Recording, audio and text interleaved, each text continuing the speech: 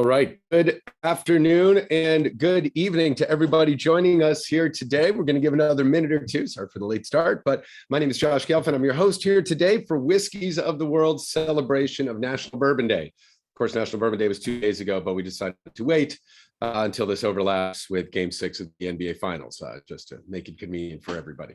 Hopefully, we won't be overlapping much. So great to see all of you who've joined us before. Great to have some new faces here. So we're going to be getting going here in just a couple minutes. For those of you joining, looks like I already see some familiar names, but please let us know. We got a nice intimate group as you're coming on. Let us know in the chat where you are dialing in from. It's always good to see where folks are coming in. If you've been with us before, let us know if you've been with any of our virtual events. And most importantly, if you've ever been with us for any in-person events, that's always great because those are the ones that we are most excited about coming up. We got a lot of great in-person events coming up, even more so, and we're going to be moving towards more of a focus back on those as we get to know each other in person more than ever before. So that is definitely going to be our focus coming up. So these virtual events have been a blast. So nothing against those, that's for sure. All right.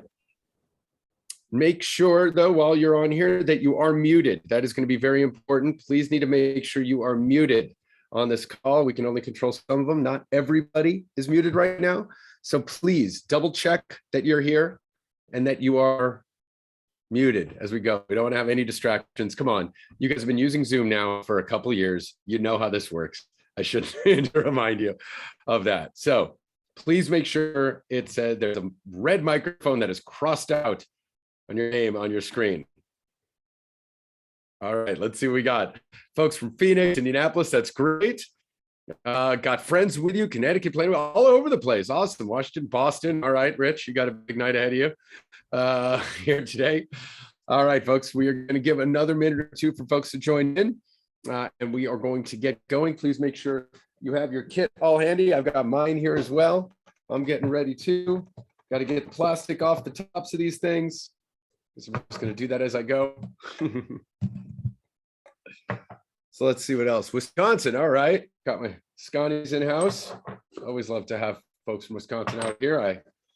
I'm a Badger myself. So, all right, my friends.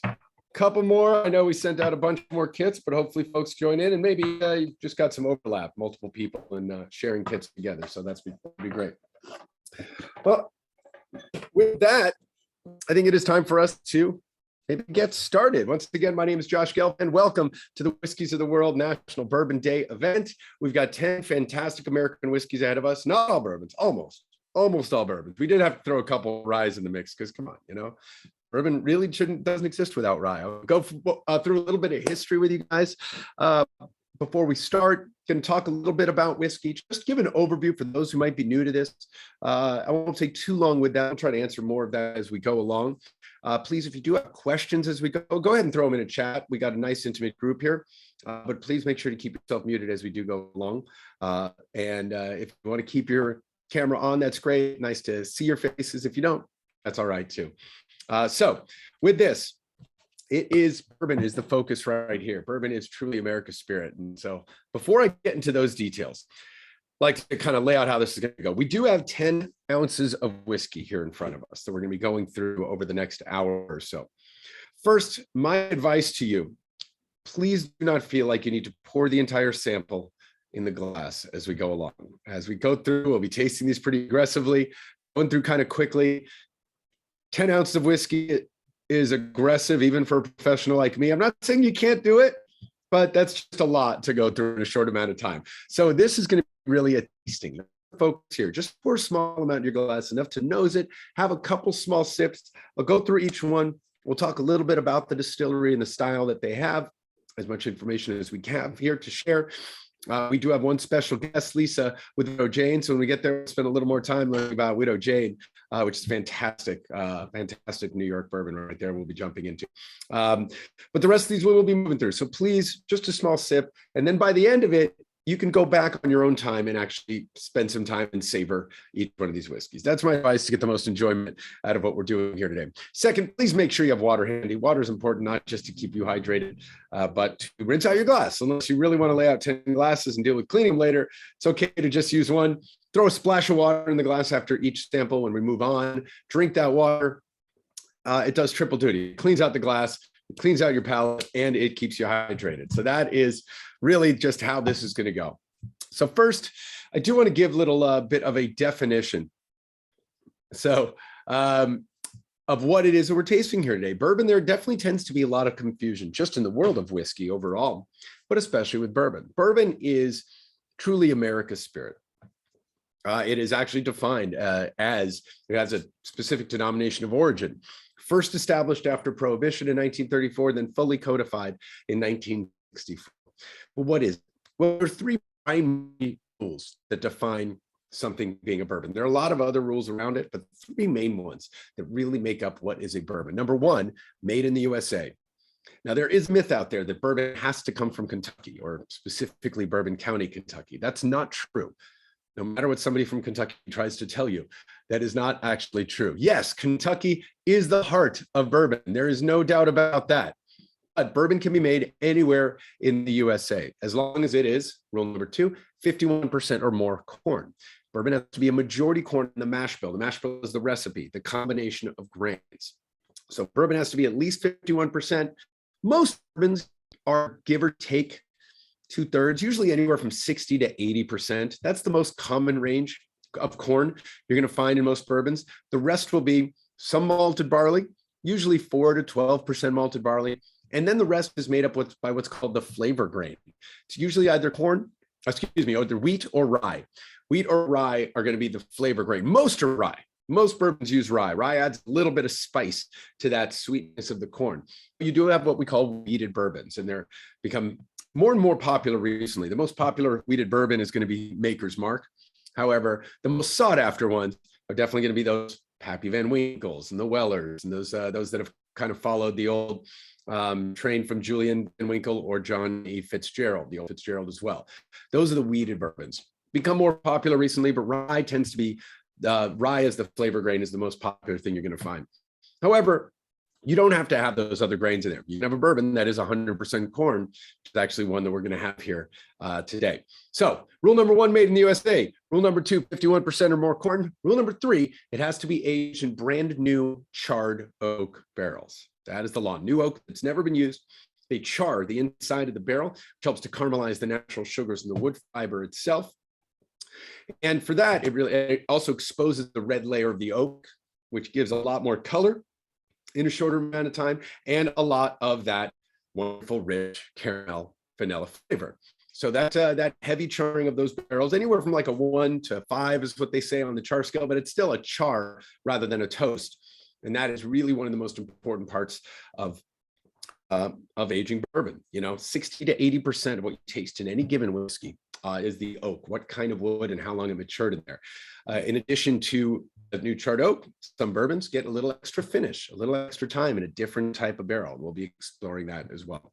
So those are the fundamental rules. When it gets to rye whiskey, rye follows the same rules as bourbon, except it has to be 51% or more rye rather than corn. There's your big difference. Ryes tend to be spicier, bourbons tend to be sweeter. That's really it. Rye was the most popular whiskey in the US before Prohibition. Rye is a northern grain. We had more of a populace in the Northern Territory and in upper New York and Pennsylvania and Maryland and Virginia. George Washington was a rye whiskey distiller at Mount Vernon. Those were very popular in those days. After Prohibition and we established new laws and create new spirits, there was a very big push from those in Kentucky who were making bourbon at the time to establish it as America's spirit. And they have done so. So with that, it's time for us to jump in and start tasting. I mentioned that most bourbons do have to have actually one, let's taste one thing and then I'll give another little lesson. You guys look thirsty. So let's start doing this right now. I mentioned most bourbons tend to have a mash bill, a recipe that is 60, 80% corn, some malted barley, some wheat or rye, but you can have something that is 100% corn. And what we're going to taste here today, number one, is a 100% corn whiskey from our friends at Balcones. Balcones is from Texas. They're one of the few Texas distilleries that have put themselves on the map. They're actually one of the very first. They were established first in 2008. Started winning a lot of awards, had a small distillery, moved to their new facility in 2015, and have been making a lot of different styles of whiskeys. But the Baby Blue that we're tasting here today, the Baby Blue is kind of one of their originals. They say that this was the very first Texas whiskey on the market since Prohibition. So it kind of is a nice big history, ties Texas history to Prohibition as well. What they're using is 100% a Texas heirloom blue corn varietal. And that is a pretty unique thing, that having a local grain, local distilling. So it really is a old school corn whiskey, but it is bourbon. It is charred oak. They distill below 180 proof. They get into the barrel below 125. They follow the other smaller rules of bourbon production. So let's go ahead and pour a small bit in the glass. Now, when nosing whiskey, for those of you who are kind of new to this, don't stick your nose and just go take a big huff. What are we looking at? Something 46%. You know, if those of you who are used to doing wine tastings, just swirl it around aggressively, take a big sniff. That's cool if it's like 12 to 14% alcohol. When you're dealing with something that's over 40% ABV, you want to be a little more gentle with the nose. I say put in the glass and nose with your mouth open. Get your nose there, but breathe in with both your nose and your mouth. You're letting oxygen flow through your palate. You're softening it. Try it both ways. Smell it with your mouth closed. You're going to get a twinge from the ethanol. The alcohol is going to hit you. With your mouth open, you breathe it in, it's going to be a little softer. You're going to get underneath that burn, and you'll get to those really nice, sweet notes. So right there, because of that 100% corn, to me, there's this kettle corn, a sweet caramel corn, kettle corn kind of top note for sure. You definitely get the grain coming through on this. Nice bit of fruit, stone fruit, peaches, pears, but that nice soft vanilla caramel is there for sure. Cheers.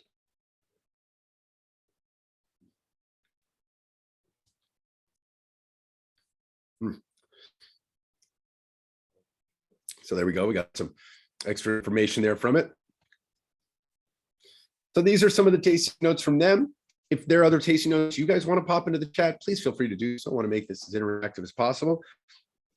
I definitely get a touch of smoke. The smoked chilies that they say on the finish was where that comes from me, which is a little interesting. You don't expect that. It's like a hint of mesquite. Maybe I'm just thinking about Texas barbecue and drinking this, but could be what's happening. Very suggestive, I should say.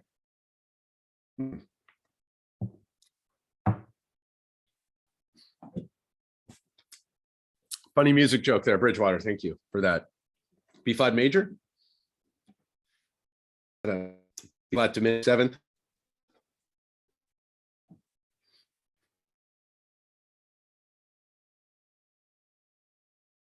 Rum note. It does. It's like a nice earthiness to it. But to me, it really is that popcorn note, that kettle corn that I really get, especially right on the nose. But it is nice and easy. Good sipping one. Good, bright way to start us off. All right. So I want to talk for a quick second about how this stuff is actually made and give you just a little overview. We're not going to nerd out way too much, but I do want to show you, if we can. Here we go. Oh, I'm going to need my host, my Whiskeys of the World family, to go ahead and allow me to share the screen here real quick, if you can. So I will wait until that happens, and then I will come back. So let us move on. I'll come back to that in just a second. Have a little water, like we talked about. I'm going to move on to the next whiskey, Heaven's Door. Now, this one's pretty cool. It's a newer brand out of Tennessee. Actually, hang on. It looks like I just got the ability to do so. So let me show you this real quick. We're going to talk about this and then we'll move on. So the basic process of making whiskey, and it's just a simple overview right here. We're not going to get too deep, but the preparation. We talk about various grains that we have. Essentially, they're ground and cooked. Now, barley is a component in a lot of whiskeys. In most whiskeys, barley is going to play a role. If you've ever had single malt, you're drinking 100% malted barley. But like I mentioned with most of these bourbons, not the one that we just had, most of these bourbons are going to have some amount of barley in there, 5%, maybe up to 10 or 12, 15% on the high ones that really want to play. Barley is malted. Now, malting is the process of soaking the grain until it starts to sprout. You're tricking the grain into thinking it's going to grow, which converts those starches in the grain to sugar. Sugar is very important. So that happens, and then it is dried. They dry the barley. They stop that conversion before it fully starts to sprout. The mashing is the next part. They take these cooked grains, they mix them all together, the barley, the corn, the rye, or the wheat, and they mix it with warm water. They make a mash, and then it's fermented. Yeast is added. The yeast feeds off of those sugars and then converts that into CO2 and alcohol. For something that is a low amount of malted barley in there or none, they'll have to add a certain enzyme which helps to release the sugars from the other grains that the yeast can feed on. The yeast feeds on that, it turns it into alcohol and CO2. We're brewing beer. That's it. Steps 1, 2, and 3 are brewing beer. We're not adding hops. It's not a beer you want to drink. It's not made to be drank. It's not very good on its own. It's designed for the next step, but that is exactly what is happening. It's referred to as a distiller's beer, a wash. Sometimes they call it low wines. There's different terms for that, but it's usually anywhere from 7 to 11% ABV, alcohol by volume. Now, the distillation, this is a very important part where the magic kind of happens.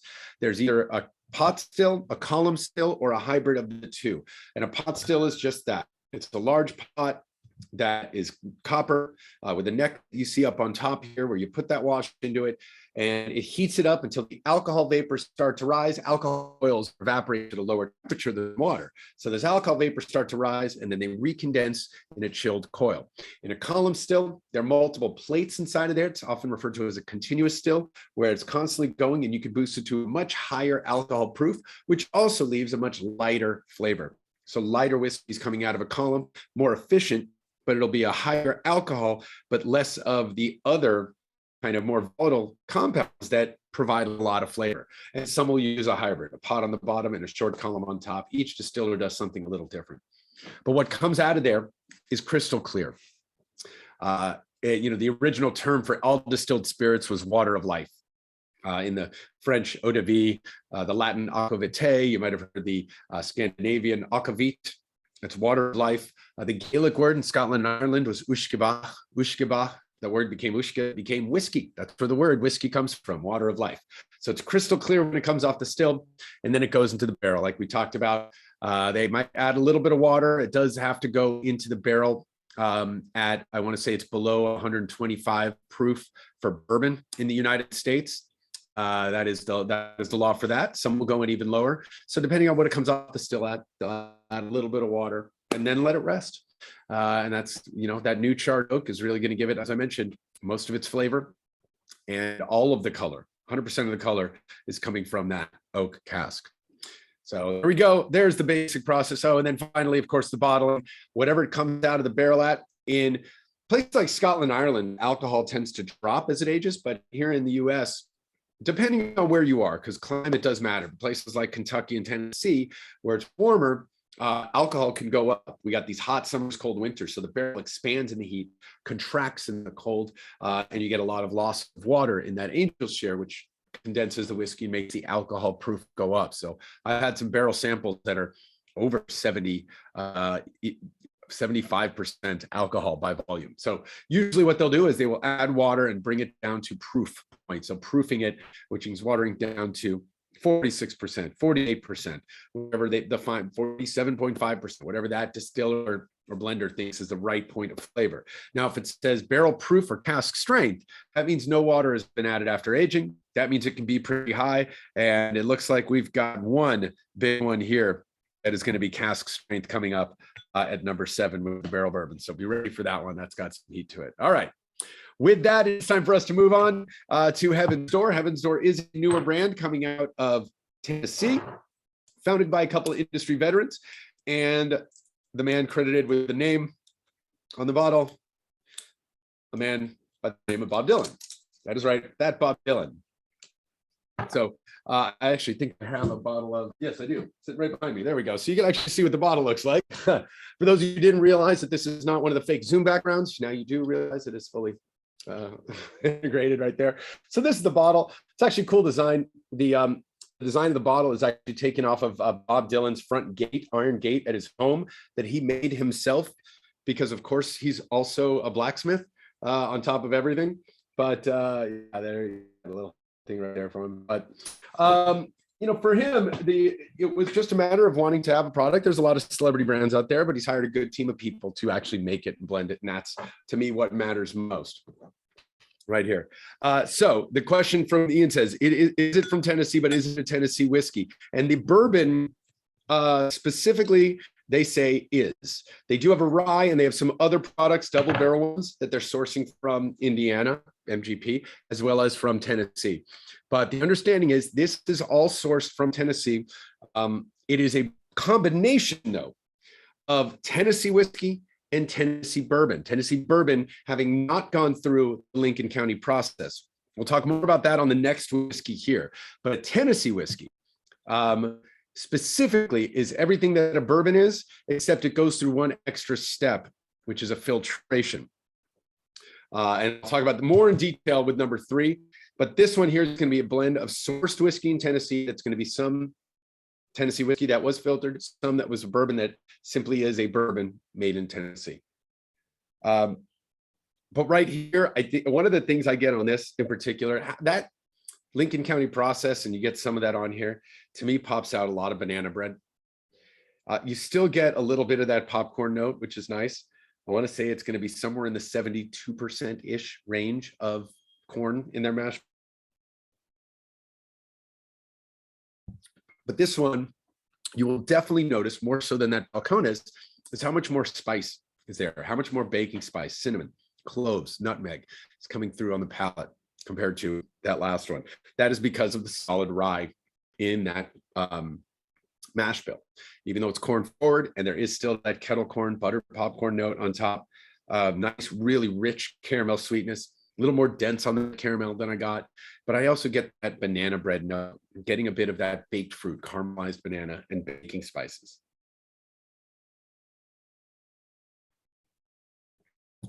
Nice sip right there. And they do have a cool rye, and they have a double barrel one as well. That essentially what they're doing is finishing it in another toasted barrel, so getting another hit of oak on that one, which is quite good. So, it seems like a lot of distilleries do age in Indiana. I mean, Indiana is the home of MGP, Midwest Grain Products, formerly LDI, formerly the Seagram's plant. That was the Seagram's facility. It's the largest distillery in the United States. And they make a ton of different products. They were one of the few that were really making a lot of rye when rye whiskey was dead. And so it's their rye that is one of the more popular ryes you're going to get. And they are a large contract distiller. Essentially, it's a place to get good, consistent liquid, very consistently made. Then people do their own thing with it. You know, distilling is only part of the process. It's a very important part. Don't get me wrong, but think of it as one way I think of it is distilling is the science, blending is the art. And so you need that combination there. I have had a bunch of the 95.5 from MGP, which is 95% rye, 5% malted barley. Bullet rye, Templeton rye. There's probably like 30 popular ryes on the market that use that exact same liquid, Redemption rye. But you taste them next to each other and they don't taste the same. They taste different. That is really up to the blending. They can get this liquid very young and age it somewhere else. That'll make a difference. They could just pick a range of barrels, different ages, and it'll really create something distinctly different. So again, blending is where it comes in. You know, not every chef grows all of their ingredients, but it's what they do with those ingredients, I think, that matters. And that's where the blenders, I think, do the most important work. Having said that, Heaven's Door is building a distillery in an old church in Nashville that Dylan used to record it. So I think that's pretty cool. I know he wanted it to be there because he has a deep connection. I mean, album called Nashville Skyline. So Bob Dylan is, it's a music city. So that was the connection there. All right. With that, my friends, we are going to move on to our third whiskey. And this one is truly a Tennessee whiskey. This one has one of the most fascinating stories of all. Now, it's a newer brand. It's a newer brand that is It has been built as a tribute to one of the most important figures in American distilling history that was forgotten for a long time, not ignored, but forgotten, and not celebrated the way he should have been. So it's called Uncle Nearest, and it's named after a man named Nathan Nearest Green. Nearest Green was a slave in Tennessee that when he was young actually knew a man named Jack Daniel when they were kids. When he was freed as a slave, Jack Daniel hired him to be his main whiskey maker. He knew how to do it. So he was essentially the first master distiller of what is now the most popular American whiskey, not just in America, but in the world, Jack Daniels. He didn't invent the Lincoln County process, but he was the one who helped refine and perfect it. And again, let me remind you that process is everything about this whiskey is a bourbon, but after it comes off the still, but before it goes in the barrel, remember that chart I showed you, in that in-between step, they do a sugar maple charcoal filtration. So they drip it slowly over a stack of broken sugar maple charcoal, which helps to soften, sweeten, lighten the whiskey. Everything else about it is a bourbon. It meets a bourbon mash bill. It meets the bourbon distillation standards. It's made in the USA. It goes into new charred oak barrels. There was actually a point in the 1940s where the federal government went to Jack Daniels and said, you are a bourbon, you have to put bourbon on your label. Jack Daniels Distillery sent them two new make samples, two clear samples, hadn't been in the barrel yet. One from before the filtration, one from after, and said, this is the one that we're aging, and said, we're not a bourbon, we're a Tennessee whiskey. And they pushed to have that as its own subcategory of bourbon. So to this day, it is recognized somewhat by the TTB, but definitely recognized in the state of Tennessee. So to be a Tennessee whiskey, you have to go through all that, all be done in the state of Tennessee. All the fermentation, distillation, aging, and bottling, all in the state of Tennessee. So he was there for years until he passed away. There's been a descendant of Nearest Green, at least one that has worked for the Jack Daniels distillery since that time. There's a famous picture of Jack Daniel with it's all the distillery workers, like 30 different employees. Jack Daniel right in the middle. And this is an 1800s photograph with a black man sitting next to him. That wasn't Nathan Green, that was his son, actually. But to think about the 1870s, I think, or 1880s, 1886, I think, when that picture around was taken. And that is, I think, the 1884 version right now. To have that picture and literally his right-hand man, and that tells you how important the Green family was to Jack Daniel's distillery. Fawn Weaver was the one who kind of discovered the story, brought it out, decided to make this wonderful whiskey. And I can tell you, having sat on a number of tasting panels, these guys find a way to win a lot of awards. They are blending. This is sourced whiskey that they are blending themselves again. But like I said, they're blending some liquid, different companies with the same liquid going to these tasting panels, and they're coming away as a winner. And you can, but yeah, so you ask, when you drop water into this, it's very spicy. Now, this is up there, I want to say around 78% corn, but a good amount of rye, but still a low rye. The spice itself is something that I believe comes from, it kind of gets hidden in the filtration, but then revealed later on. Water itself will open up a lot of hidden flavors. Water to whiskey is like oxygen to wine.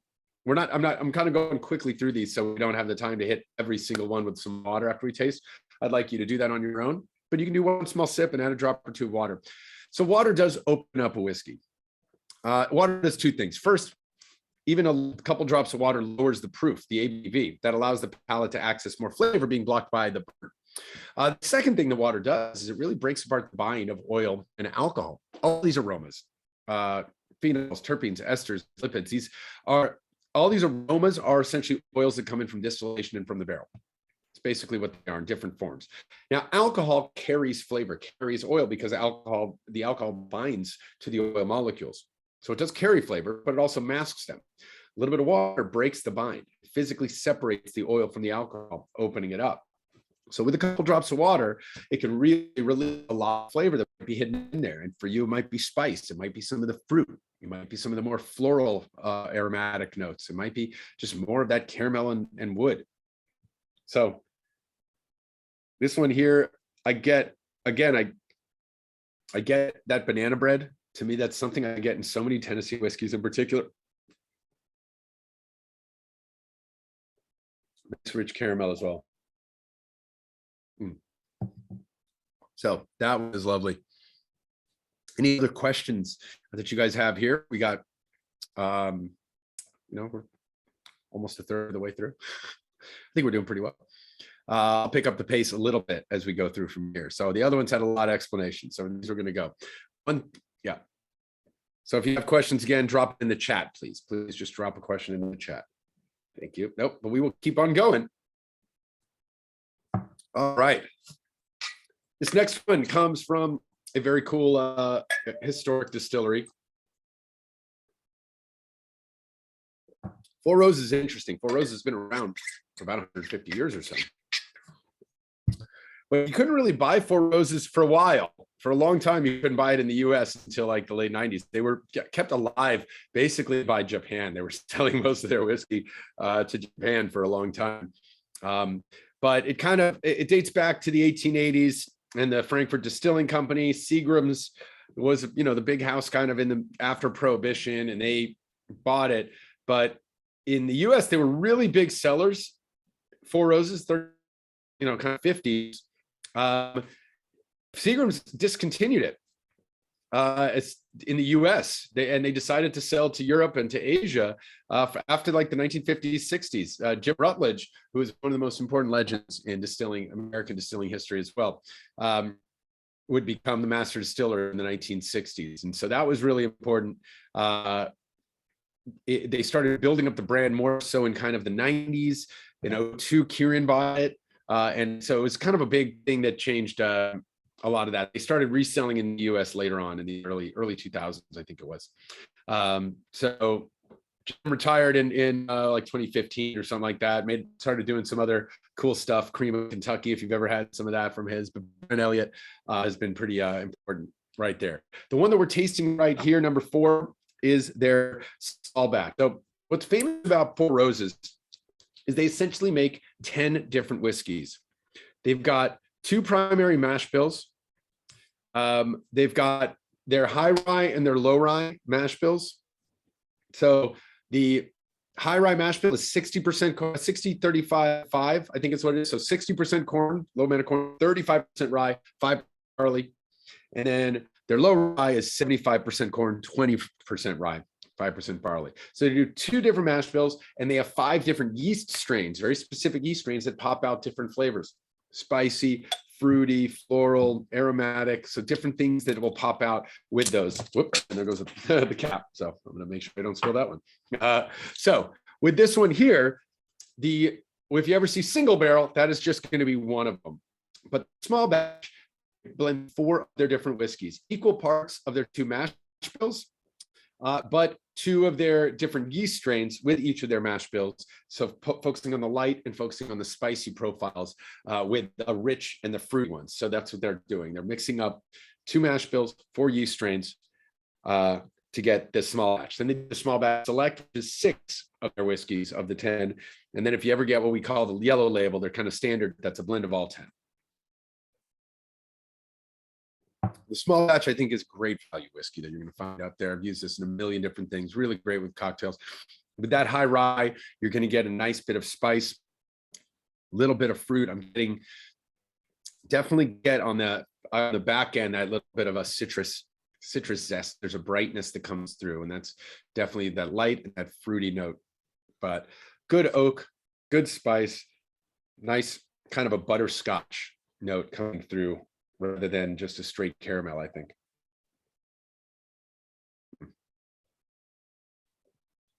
Yeah, that's a good one. So yeah, for small batch, that's what we got here. Again, Nikki, so small batch, 4, 2 mash bills, 4 yeast strains, single barrel. It's just going to be one of their, it's, I believe they used to call it the OESK or something. I've got to double check exactly which one, but I believe it is going to be it's the low rye, and I think the spice, one of the, I forget which yeast that they use, but you can buy, what's cool about it is go to different liquor stores, different bars. They love doing single barrels, and essentially for your single barrel, if you want to pick one, you get whichever of those you want. Any one of the 10 you can find, and that's what's kind of cool. So there's a lot of different groups that do that. So okay. Bridgewater, first of all, I've trained my palate, and so that is one thing. And one of the ways I do, we do have like some of the written tasting notes, and those are nice guides.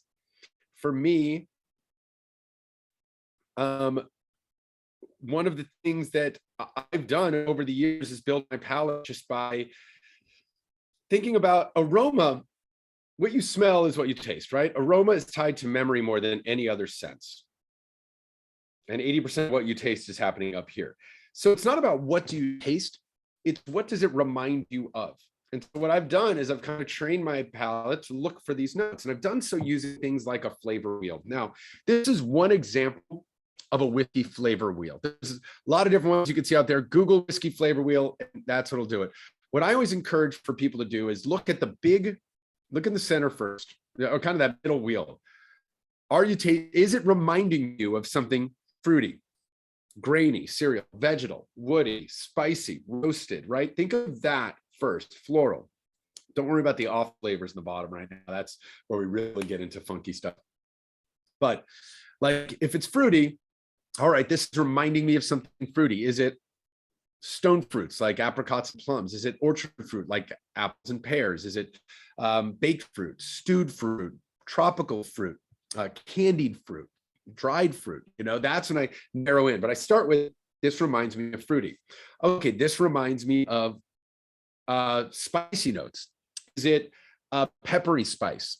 Right? Is it a baking spice like cinnamon, cloves, and nutmeg? Is it a ginger spice? Is it a baby spice, a posh spice? Maybe a scary spice. Okay. Is it a roast note? That's where you get the caramel toffee. Sorry, a joke right there. But anyway, this is what I use. And this is what I've used in the past to kind of help, like, all right, what is this reminding me of? And the more I do it, the more I'm able to kind of identify those flavors. So I recommend you Google whiskey flavor wheel, look up a bunch of different ones out there, and don't make a Spice Girls joke like I just did. Anyway, we're going to keep on moving. Yes, the answer is keep on practicing. Josh, quick question, if I may ask. Yeah. Okay. How long has Four Roses been distilling? How long have they had their expressions out? I'm just curious if you know. Well, these expressions in particular, probably since at least the early 2000s. So they've gone through different iterations over the years. So these ones in particular, probably early 2000s, I'm going to guess. But there are different versions of Four Roses that have been out there since the 1880s. So there we go. Do I believe the neck pour is stronger on the palate? I like the top, like that first pour out of a bottle. Is that what you mean? I think that would probably be a myth. I do not think that that's true. So if the bottle is sitting in heat, when you open it, if the bottle's been like hot or in the sun, it's possible that the alcohol vapors have risen up in that bottle. Theoretically speaking, you can open it hot and you get a pop. So that is possible, but otherwise I don't think so. All right. With that, it is time for us to actually bring our guest in here today. Lisa, thank you for your patience and sitting with us. We've got Lisa Wicker from Widow Jane. Lisa, if you don't mind, please introduce yourself to the rest, and you get to walk us through a tasting of Widow Jane, which I actually know have some back here as well. Yeah, I've been looking, Josh. I haven't seen it behind your head. It's here. It's here. I promise Yeah. It is. I'm not sure. I'm Lisa Wicker. I know that I bought a bottle of it for my dad for Father's Day last year, so I need to get him a different one this year. We've sold a lot of Father's Day bottles today. I'm Lisa Wicker. I'm the master distiller, master blender, and president of Widow Jane Distillery in Red Hook, Brooklyn, New York. 2 seconds of personal stuff. I split my time. I've been on this project for 5 years and obviously sitting in my Brooklyn apartment, but I also own a home on Main Street, Bardstown, Kentucky in the historic district. I split my time between Kentucky and New York. I took this project on originally as a consultant, said I would not move to New York, and my boss won, and I ended up moving to New York, but I did keep my home there. Widow Jane, we've come a long way in 5 years. We were selling, just over a couple thousand cases a year when I took over. We're breaking upwards of 7,000 cases a month now. We have had phenomenal growth. I've got a phenomenal team. I tell people we have a split personality. So we're laying down our own whiskey. It's an heirloom corn. When Josh was talking about flavor grains with heirloom corn flavor, it's the exception where heirloom corn is actually the flavor grain as opposed to some of the supporting grains. For 2 years in a row before COVID, and hopefully this year, we had the largest heirloom corn crop for whiskey in the United States. I grow in 3 states. I grow in Kentucky, upstate New York, and Pennsylvania. All of our New York corn comes here to Brooklyn for us to distill here. I'm trying to get a new distillery built, but with COVID, it's been quite the ordeal. And in the meantime, I've got to lay more juice down. So I've been going back to Castle and Key in Kentucky, and I've been laying juice down at Castle and Key. I lay a little rye back down here and there. I'm going to insert that with the rye because Josh talked about George Washington. I've been George Washington, my volunteer gig. I am the senior consulting distiller for George Washington's rye whiskey and have been for almost 7 years now. I took over when Mr. Pickerel was still alive and changed things around a little bit and settled in there. And we've run brandies, rum, and I love making rum and I love making brandy as well as making whiskey, but mostly the rye whiskey there. They did let me write the first bourbon mash bill for George Washington's whiskey, and we did run a little bit of bourbon a couple of years ago. So look forward to that. So yeah, so we got this corn project going on. Peterson Farms grows for us in Kentucky. They grow for makers, Sazerac, small grains, and ironically, grain to glass for Heaven Hill. Heaven Hill purchased us in February. It's been a dream come true of all the people that could have possibly been looking at us. When I found out it was Heaven Hill kicking our tires, I was over the moon. I live a mile from the distillery here in Brooklyn, and I live a mile from the visitor center in Bardstown, Kentucky. So it was an omen and meant to be. They have been true to their word about letting us keep our independence, and they are there for our support. So I have them for support in everything from environmental things to actually like trucking and those sorts of things. I'm going to be reconsolidating a lot of my barrels that are stored outside of New York in Kentucky. And yeah, they've just, like I said, and people are like, oh my gosh, is this going to mess up Widow Jane? I'm like, I have access to a few more barrels than I did before. I've blended almost 700 batches of this 10-year expressions. So yeah, so it's been a match made in heaven. And yeah, excuse the pun with Heaven Hill. I didn't even think about that until I just said that was kind of corny. Yeah. And there's another I time. was going to call you out on that one, but I thought it was. Stop now. I've been on the road. I've had 5 events in 6 days, and we were hosts for 2 of those events, and spoke in DC over the weekend. So I'm still kind of letting down a little bit keyed up, but yeah, so this is our 10-year flagship. When I was originally hired, I was to take the single barrel expression of Widow Jane, which was really their only SKU at that time, and turn it into a blend. And the reason for that is so that 10-year age statement wouldn't get dropped off of it. And I blend this between Indiana, Kentucky, and Tennessee stock.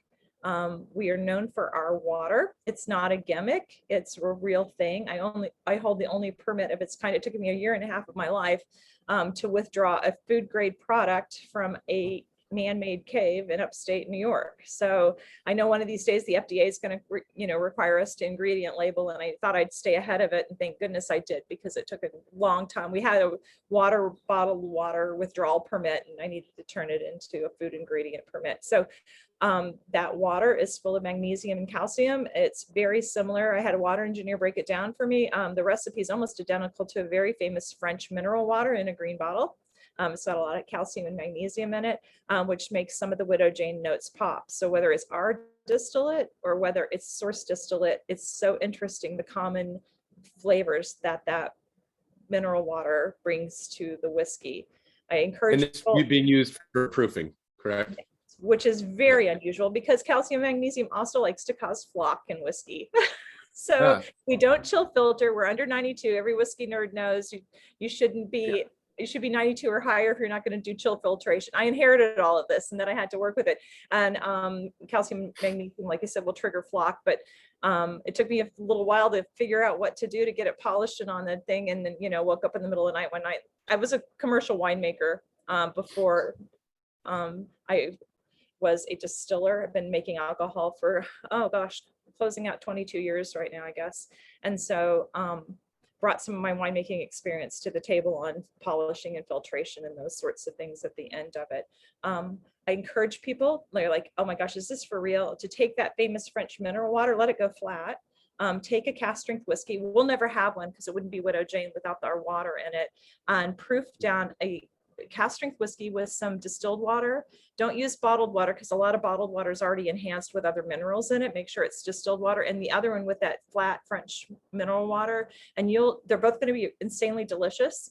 But you'll see where different notes pop with the flat mineral water as opposed to the distilled water. It really does. Just like the reason we actually want to drink mineral water sometimes too, or minerality in wine. There's just that extra flavor, those extra flavors in that as well. So yeah, there we go. Let's go ahead and do that with the 10. Yeah. So with the 10, right? Let's dive into this one. Yeah. Oh, I see somebody's from Boston. Oh, good, Rich. Yes, I'll be there. We're doing a master class in Boston. I just did a master class in DC on Saturday, and we had so much fun. It was a little raucous and a little irreverent, and we had a really good time. So cheers. You have a few other fun ones. Would you have an Applewood, or what was that one? We have how other many whiskeys do we have now? We have the 10-year, we have the Lucky 13. That was a 12-year-old single barrel.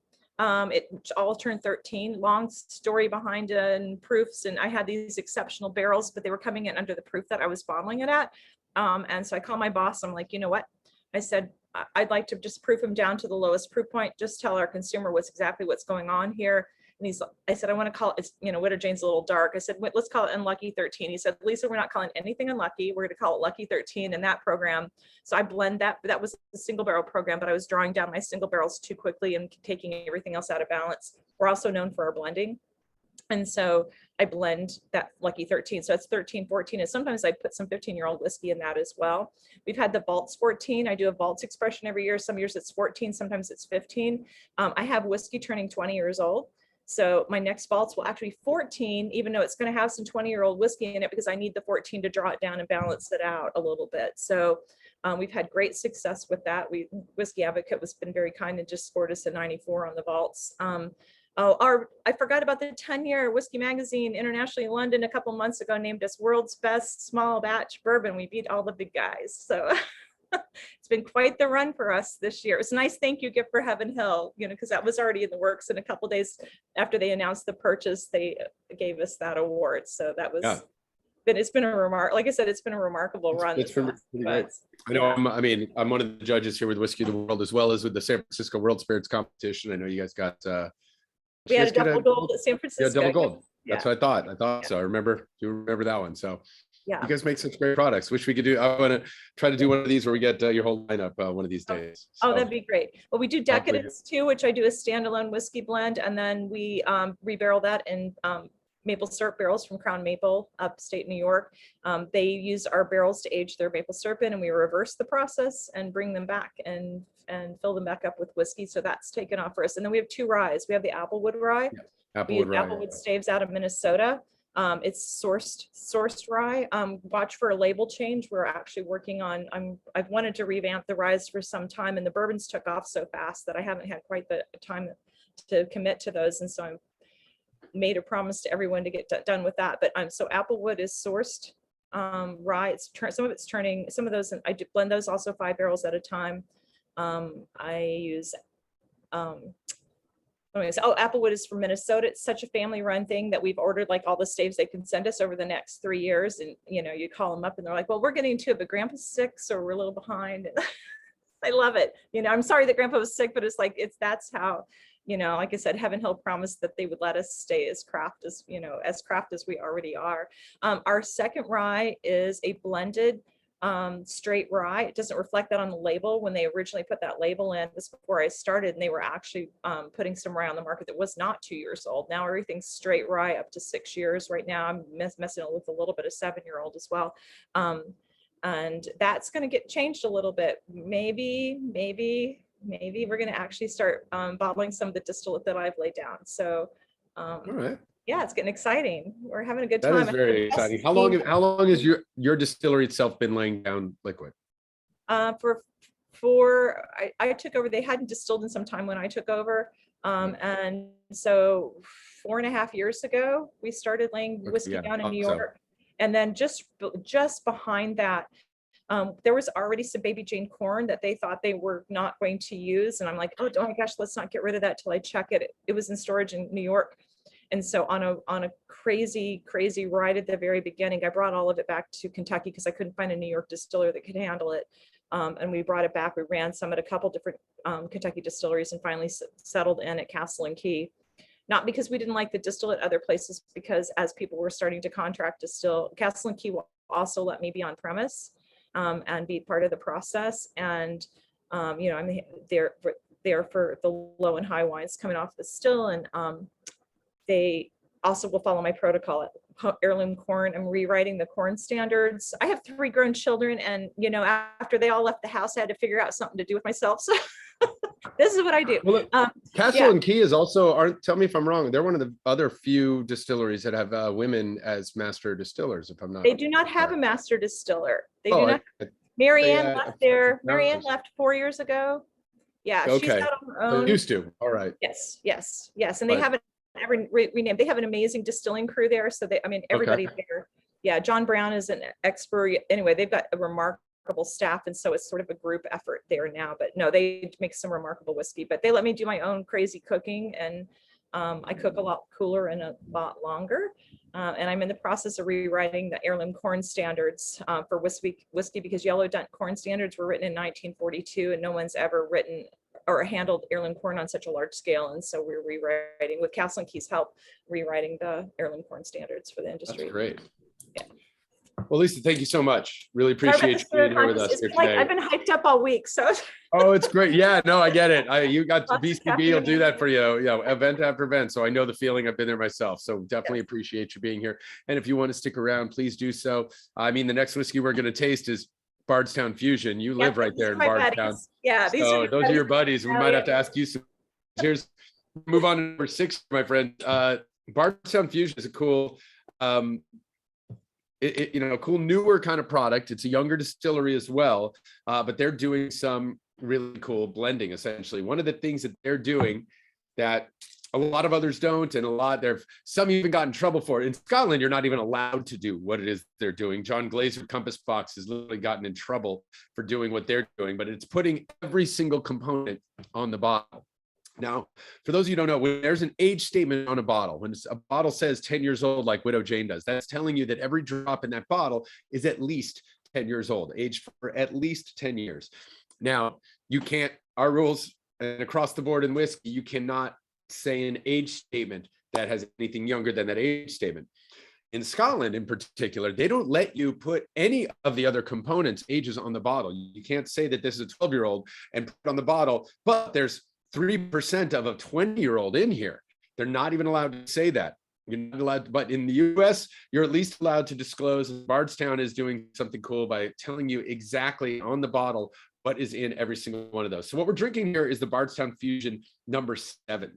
Now this number 7 is, they've got a combination of the stuff that they've been making themselves, which is a couple different mash bills, but it's going to be about 30% of it is sourced from other distilleries in Kentucky, and that is going to be 12-year-old whiskey. So 20% of it is a 12-year-old whiskey that has a 78, 10, 12 mash bill.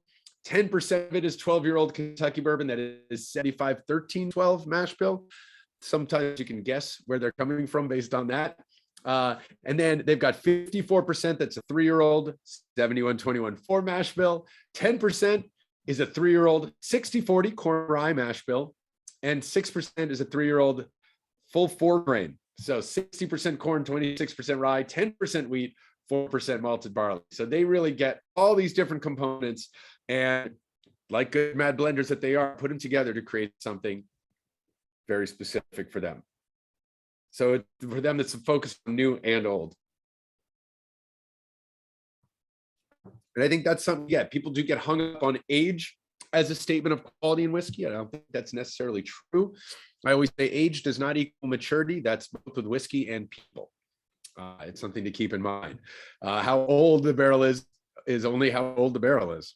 I've had 40-year-old whiskeys that are boring. I've had 2-year-old whiskeys that are mind blowing. I've also had the reverse. So, it's not about that. It's about all these other factors in there. So it is a really fun, unique, great solid bourbon. And what can you tell us, Lisa, about the Bardstown folks and what else they're doing? Because they're just between the Fusion series and the Discovery series, they're just doing some really cool, very detailed blending and being fully transparent about it. Yes, they are. Yeah, they are. That crew is amazing. Yeah. I can't remember how many mash bills they're doing, but for other clients and things, but it's just stunning. I mean, Yeah. one year I was in there and Johnny Hargrove was still there, and Johnny's like, Lisa, I'm like doing 24 mash bills this year. And then the next time I go, it's like, Lisa, I'm doing 63 mash bills this year. It's like, oh my God. So But insane. yeah, Nick Smith and Steve Nally's there. Steve Nally, for people that don't know, Steve was the master distiller for Maker's Mark for years. He's a gentleman and a brilliant man. And, I'm fortunate to know him, but he then was with Wyoming Whiskey and then came back to Kentucky and has been with Bardstown Bourbon Company now maybe 5 years, I think that long. And then Nick Smith came over from Beam, right? Nick grew up with Freddie No. He and Freddie were childhood friends, and but Nick came up through the Beam system. And then Johnny Hargrove was there for a while, but he was gone out on his own as a consultant. Johnny was came out of the food industry and was the master distiller for Barton, and then moved over from Barton with Roger Henley over to Bardstown Bourbon Company. Yeah, talent, lots of talent. Oh, there you go. I mean, and these are what people are asking, what the 2-year-old mind blowing. Let's see, there's a couple. I'll tell you what the disappointing 40-year-old. There was a private label bottle of Longmorn, and it was just flat. I don't even remember the private label that it was. It was just like, oh God, it was a 40. Sometimes old whiskeys like that taste like wood juice and nothing else.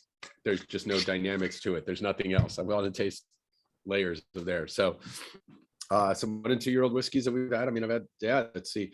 I think the first time I tasted Peerless, I was actually really impressed with that 2-year-old sweet, the sweet mash rather than the sour mash. And I first had it was the 24-month, and I was like really, really blown away. I thought that was a fantastic one.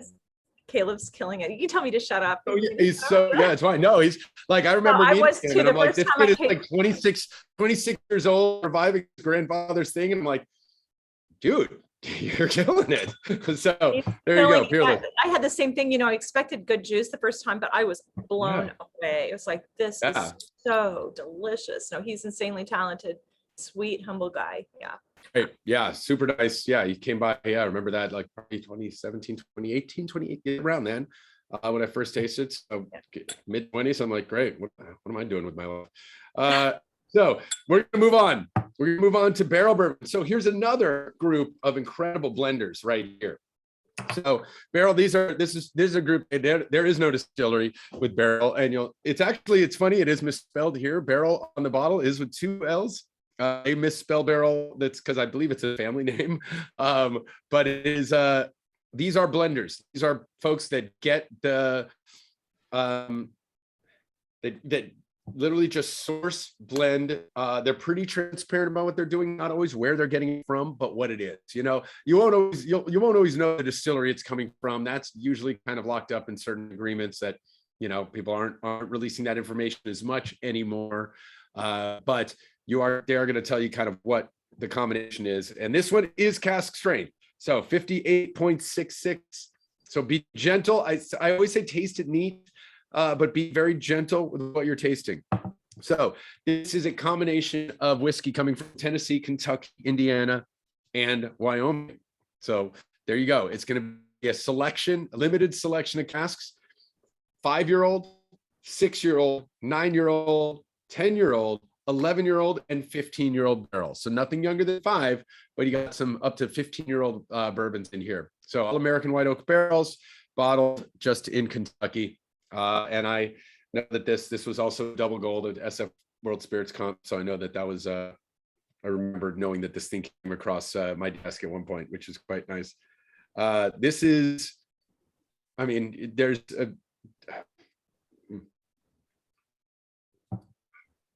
it doesn't drink as hot as it is. It's one of the things that I love about a lot of the barrel whiskeys at cask strength. Don't drink with that heat. I still get that deep caramelized sugar, like that rich burnt toffee kind of note coming through, really fruity, dried fruit, especially figs. And there's definitely an herbaceousness to this one, like a eucalyptus note, peppermint sort of thing coming on.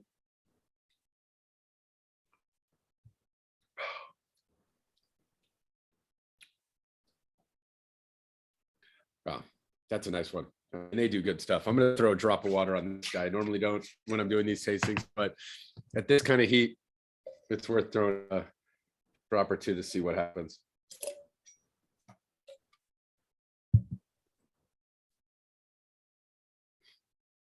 So, Rich, it's a good question. There's, when I mentioned this before when it comes to barrels and aging, we're talking about bourbon over 15 years. The combination of using a brand new charred oak barrel and the general weather issues that we have in the US of hot, cold, expanding, contracting, you get a lot more of an angel share. You got a lot more evaporation, concentration of flavors. It ends up being what we say is overcooked, over oaked. When people are laying down and bottling bourbons that are 15, 20 and older, 18 years old, 20, 25 years old, likely is those barrels that they're picking came from the coolest corners of the rick house. They were the most temperature controlled one. They're not coming from that 7th floor. They're not coming from hot corners. Those things are just way overcooked. So you've got to really, really monitor a barrel and make sure that it's coming from the coldest section of a rick house. And Lisa, I don't know if you want to chime in on this. Yeah, it's true, right? And I've got these barrels turning 20 years old. That's where the art of blending comes in. One of the things I will do with some of those old barrels, I will put them in sometimes a little bit in a 10-year-old, a 13-year-old, because oh my gosh, our operations people, I make them crazy because they're like, Lisa, when you harvest a barrel, you need to take the whole barrel out, right? And I'm like, but I only need a gallon of it. Yeah. So, because I use it like, that's where you use the blender. That's that art. That's the art of that blending, where maybe that little bit, it's like doing a sauce reduction where you're not going to slather it all over everything. You're not going to drink that sauce, but a little bit that sauce in this main dish is going to change the profile of that dish in a really nice way, but you don't want to drink the sauce. Right. No, it's like vanilla extract. My analogy is always vanilla extract in a cake, right? It's like, the second you bake the cake without the vanilla in it, it's like, it's a little flat. And just that 1 tablespoon of vanilla will make it all different. So like even in our decadence, the blend that I put in the maple syrup barrels, because it's maple syrup, I want something to punch through. I want alcohol to punch through. I want tannin to punch through it, right? To punch that maple syrup. And so I'll use those, and the guys, I'll say, which barrels have what? And they're like, Lisa, you still got 7 gallons left over from this project. You still got, 3 gallons here. Low volume barrels, because those flavors are so concentrated. In these older ones, same thing. If you just want to drink it, it's like, whoa. In fact, I won't usually. Sometimes there'll be a palate killer. So I'll actually put a drop on the fatty part of the back of my hand to taste it off of there rather than actually tasting a sample, or I'm out for the rest of the blending time. But those barrels come in handy, but you can't. The wood tannins get so concentrated in those barrels that it can really blow you out. Yeah. Yeah. So anyway, but I love them. Yeah. I have a love affair with all that. Oh, there you go. Yeah.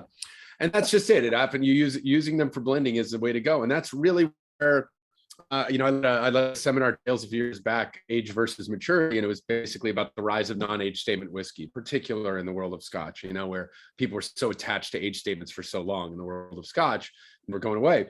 But it's like, we got to attach to the number on the bottle as the indicator of quality. But if you found a 2-year-old barrel and a 15-year-old barrel, that 15-year-old barrel on its own, maybe a little too much, that 2-year-old barrel is a little bright, you combine them together and it's suddenly the best whiskey you've ever tasted. You'd have to call it a 2, and that would not sell. So you just say, no, this is the special distiller blend, and like, trust me, it's good. And people taste it and they know it's good. Once again, blending is truly the art of this process. So, all right, we're going to move on to number 8. We got 3 more whiskeys left. We've done pretty well. I'll try to get this done by the top of the hour here. The basketball game starts in 18 minutes. So I'm sure everybody gets to do that. Especially Rich, they're in Boston. I'm here in San Francisco, even though I'm not a full Warriors fan because I'm originally from LA. Sorry, Rich. But we're going to move on to number 8 right here and go to Woodinville. Now, Woodinville is another very cool, small independent distillery from Washington, state of Washington. A lot of distilleries have popped up around Washington state. Pacific Northwest, definitely known for beer, which obviously turns into whiskey so easily. With this one, this was we were talking. Lisa was talking about Dave Pickerel. Dave was one of the consultants on this project for a while. For those who don't know Dave, I'll bring him up again when we get to the Whistle Pig at the end. But he was the master distiller at Maker's Mark for 14 years before founding Whistle Pig, and beyond that, consulted with over 100 craft projects over his lifetime. He very sadly passed away in 2018. And was a good friend both to me and to everybody who ever picked up an American craft whiskey. I think he's the single most important individual figure in American craft whiskey, as far as just how many different places he worked with, and as an ambassador to this industry. So this was one of the ones that he worked with. This one here, following kind of the lines of what we've seen since Angel's Envy first started doing it in the bourbon world, is finished in port casks. So that is something that was a little bit controversial at a certain point. It is something that was very popular, started growing, I would say, in the Scotch world in particular. Glenfiddich was really Glenmorangie, one of the big ones to do it. Dr. Bill Lumsden really pioneering the finish program. Though others have done it before and really made it popular. And finishing is where, after whiskey is aging for its main part of its life, it is all transferred into a different type of barrel for a short amount of time. For a finish, it's usually anywhere from 2 months to 2 years to actually be a finish here. So this is their straight bourbon finished in port for 6 months. So 5-year bourbon, 6 months in the port casks. Angel's Envy, Lincoln Henderson was the first to do that with bourbon. And I think that if it was anybody but Lincoln who did it, it might have been actually made illegal. Because it was Lincoln Henderson, everyone was like, well, if he says it's okay, then I guess it is. And that was the nice thing that really opened up a wonderful world of experimental flavors. Now, to be a bourbon, it has to age in brand new charred oak casks, but it was kind of a loophole. It didn't say it couldn't go into something else, but there was a lot of assumption that no, it just has to be in there. And that's why if a small craft distillery did it, I think it would have been stopped. But because it was Lincoln Henderson, that was Angel's Envy. Now with this, you are getting that start of bourbon, those initial bourbon flavors, but then that deep red fruit of port. It's delicious. It's jammy. It is dried fruit. It is black cherries. All of that, and really, and still a little bit of herb. There's an earthiness. There's that oaky woodiness coming through. I still get a hint of that kind of baked eucalyptus sort of note on the end, but other than that, it's mostly that cherries, plums, jam is so much richness on there. So they're doing some really cool stuff up in Washington, and this is certainly one of them. It's delicious. Mm. I mean, that is, that's definitely the kind of the way you think of scotches as the after dinner drink, the way you think of a nice rich cognac. I think this kind of plays that role. It's sweet, it's dessert, but it's something you can even have with a cigar if that's what you like to do.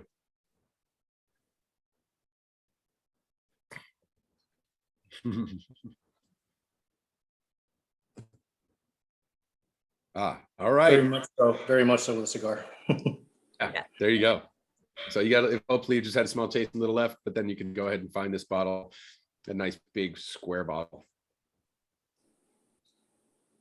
Okay. Drop of water opens this up. I'm sure it does. Yeah. Again, water, most of these whiskeys will love a little drop of water in there. I think water is whiskey's friend. So I definitely encourage you guys to try different ways and experiment with what you like, for sure. Try a drop or two. You can always add more water. Try a little first. Of course, if you have the bottle at home, you can always add more whiskey if you mess up. So keep experimenting. So let's go. We are in the home stretch. Now we are jumping over to rye. All right, with this one, again, we're going back to America's original whiskey. I'm going to still say they were all popular in the time, but again, rye whiskey was more popular than bourbon in early days. I lean towards rye in so many cocktails, especially classic ones, because old fashions, Manhattans, those things that were being made in New York in the 1800s were most likely being made with rye whiskey. So I do like rye for cocktails. Having said that, I use bourbon in a million cocktails as well. So there's really, I try not to discriminate. There's two kinds of whiskey in the world, my friends, good whiskey and better whiskey. So this group is coming from Colorado. So we are jumping around.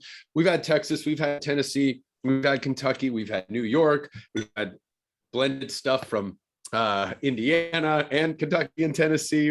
We've had some Wyoming in a blend. We've got some Washington. Now we're going to Colorado before finishing in Vermont. So for Bourbon Day, we are showing you that this stuff can be made all around the United States.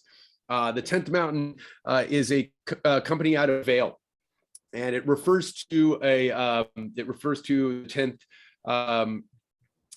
the 10th Mountain Division, Camp Hale, which was an army camp up there in the mountains. Yeah. So after World War II, a lot of the 10th Mountain Division warriors came home to the mountains, and it was actually like known for their skiing. There were a lot of them that were ski patrollers in these mountains. So as a tribute to them, that's where the 10th Mountain guys came from. So their rye, they do a lot of different spirits up there. Their rye is 69% rye. So it is not a big 100 that we're going to have or that others have done. 69% rye with corn and malted barley, but they are doing this all on site. So that is their own. They're not sourcing. A lot of these small craft rye are sourcing from Indiana and other places. So they're doing it themselves. They've got that high mountain aging, which does have its own impact. They're going to be, drier up there. So they're not going to have the same evaporation, or they'll probably more, because it's drier, they're not going to have that same, the same evaporation that you're going to have down low because it's closer to the sun. I don't know if that's going to affect it, but no, the pressure, the air pressure is definitely going to have an impact on it. What you get with this one, they don't say the age statement, and I actually like this one because you can smell a little bit of youth on it. It is not over oaked. I'm getting the greenness of the rye grain with a younger rye, which we're talking about. Peerless is another one that you actually get a really nice kind of vegetal. I'm getting green pepper. I'm getting, that nice, more vegetal than herbaceous.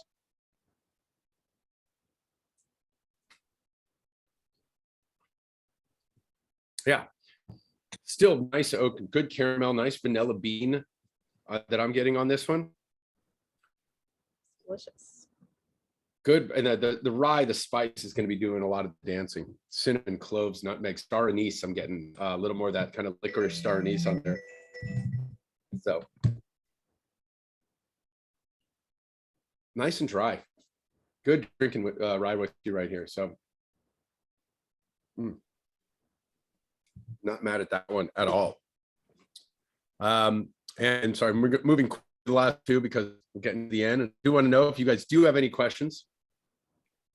And if you do, please put them in the chat. So we're getting to the end there, and Lisa's still hanging out with us. So if you have any questions for a master distiller and master blender, that would even be great. Versus just a guy like me who happens to have been drinking this stuff for a long time and knows how to talk about it. It's a good thing. I still haven't made it. Yeah. So the last one, Whistle Pig. This is very near and dear to my heart. Whistle Pig is, I talked for a minute about Dave Pickerel. Dave was a good friend. I was with him 2 days before he passed. So it was very tragic. He did die here in San Francisco right before Whiskey Fest. It was really horrible. A lot of broken hearts around it. This is a guy who was a true innovator. Again, 14 years from 94 to 2008 was the master distiller at Maker's Mark. He brought that brand from 75,000 cases a year to 1.5 million. At one of the most important periods of time in whiskey's development. Whiskey was not very popular in the mid 90s, my friends. It was dead in the 80s and 90s. It was not very big. Yeah, right. Everybody wanted to drink vodka. Everybody wanted to drink Appletinis and Cosmos, and people weren't into this stuff. But he was doing it, and then he found a love for rye. He was first, first one to go to do the George Washington project that Lisa is able to continue and do, which is amazing. And he started making. Can I tell you a quick George Washington story about pickerel? Please, Yeah. please. So I take over because pickerel's just too busy, right? And I end up there because I had been fermenting in wood barrels at Limestone Branch and distilling on 150-gallon hookah pot, right? And when I moved out of winemaking, that's where I landed, right? And I changed everything. I just changed the whole protocol because I cooked lots of things a lot colder and longer, So, because we all have our own style, right? It's just like a chef going into a kitchen, everybody cooks something a little bit different. And so Pickerel decides to show back up, right? And he's there and he's like, this is great. And he goes, can I cuss? Can I say what he said? Yes, yes. He goes, what the hell is all of this? And everybody's like Lisa, and I'm like in the room, I'm coming back across, he's like, what's going on here? And I'm like, well, I took this out, put this in, da da da da. And and I looked at him, I said, yields are up, right? And he's looking at me like, and then all of a sudden he goes, so he's asking some more questions, and then he won't look at me, right? And he just won't look at me. He goes, you have come a hell of a long way since I first met you. And I wouldn't back down. So he goes, okay, we're distilling it my way today. We're doing it Lisa's tomorrow. Like I said, Pickerel, I can live with that. I can live with that. And then when he passed, I'm like, we were on a panel speaking together after that, so we were fine. But when he passed, I'm like, oh, I hate that, that we had this, like a battle of wills, and then somebody is like, no, that was perfect. And somebody else said, no, he was so amused, the whole damn thing, right? That's Dave. Like, if you battled with him and he respected you, it means you knew what you're doing. And the guy was just a joy to be around for me. Every time I got to be, and it was a pleasure. And this was the day that I was with them, was the launch of the Hill Rock. So there you go. It's my son, literally that 2 days before we lost a brilliant man. Oh, look what's hiding right behind. Oh, how appropriate. Behind the Hill Rock. Okay, so see, I told you, I knew it was here. You're right, literally right behind the Dave bottle. You're off the hook. How about that? So there we go. All right, so Whistle Pig is from Vermont. You have a little bit of information about it, but initially didn't have the distillery. The goal building Whistle Pig was to make a Vermont-focused rye when they started doing it. They wanted Vermont grown rye, Vermont oak, Vermont water, everything to be local. But early on, it wasn't. They had to source whiskey, but it was Dave. So he did source some stuff from Indiana, but then started having, very direct relationship with Alberta, not too far from Vermont, in Canada, and working with them closely. And they were picking fun. It's like, oh, it's Canadian. It's like, no, Dave went there. Dave distilled it in Alberta himself, set the mash bill that he wanted. He was always somewhere between 98% rye with 2% barley and 100% rye that he was doing in a lot of these. So when they started distilling their own and laying it down and it was ready to put in, then they started putting out what was known as the farm stock. And initially they had the first batch where it was only a small percent, got some hidden up there somewhere, but small percent of the Vermont blended with a high percentage of 6-year-old to 10-year-old or so, 12-year-old of the Canadian or the Indiana rye. Then they had another batch too. And each year it would be like, the first year was maybe 20% of 1-year-old Vermont. The next year was 30% of 2-year-old Vermont rye. And so going up and up. Now this one that we have here is just their bottled in barn, the one that they say. So it is 52% of their 3-year-old rye from Vermont, blended with, it's a mix of 6-year-old Alberta and 10-year-old Alberta that they're blending it with. So 31% 6-year-old, 17% 10-year-old, but this is the first one that the majority of it, 52%, is the young Vermont rye. So similar blending to the Bardstown as far as the young to old combination, but it is distinctly Whistle Pig. The 6 piggyback is a great everyday one. That's going to be all Alberta. This one here, it has to me that combination of that maple sweetness, definitely nutty, nice soft spice. something about the Whistle Pig. It never came off as aggressive spice that you get from some of the other ryes, like a Russell's Reserve Rye or in-house rye, which I love and I use. Those are always kind of my base cocktails. Whistle Pig always had a nice little green softness to it, even on the 10, 12-year-old stuff. I've got some old world stuff from the single. I've got 100% Madeira Old World. I mean, I got some weird Whistle Pig stuff in the back. I have almost all of the Boss Hogs hiding back here. I love what they put out. And so for me, it's a good place to end, because it's one a tribute to someone who I think is just one of the most important figures in whiskey making. And I love the evolution of the brand and what they're really kind of moving more and more towards. What the intent was, what he started was to make something that was all about Vermont. So that's something with Widow Jane. You guys are going to have something that is all New York at some point, right, Lisa? Yes. And and it's a nice thing. That terroir is big. It is nice to have a deep connection to the locale that the distillery is, and the environment around it, the actual kind of terroir. But also, as we've learned here today, some of the brilliance is taking things from a little bit everywhere, as making a mosaic of whiskey and creating something good. So as long as we're enjoying it, that's the most important thing. With that, any final questions before we say goodnight here tonight from any of you guys? It's great to have you here. Pop it in the chat if you can. All right. Well, with that, my friends, one last thing. We don't have any other of the Willamette homes set up for right now. We may be able to pop a couple in. If you do want them, let us know what you'd like. Are there any other bourbons people should try? Yes, go taste everything you can. Which whiskey do I not suggest? Oh yeah, that's up to you. Very few. Like I said, there's two kinds of whiskey in the world: good whiskey and better whiskey. So keep trying things. We'd love to see you in person. We've got our our actual Whiskeys of the World events coming up. Please go to the website, get some tickets. We do have Boston that's going to be happening in August. DC just happened last week. Chicago's actually, I think, coming up in July. That is the next one, if I'm not mistaken.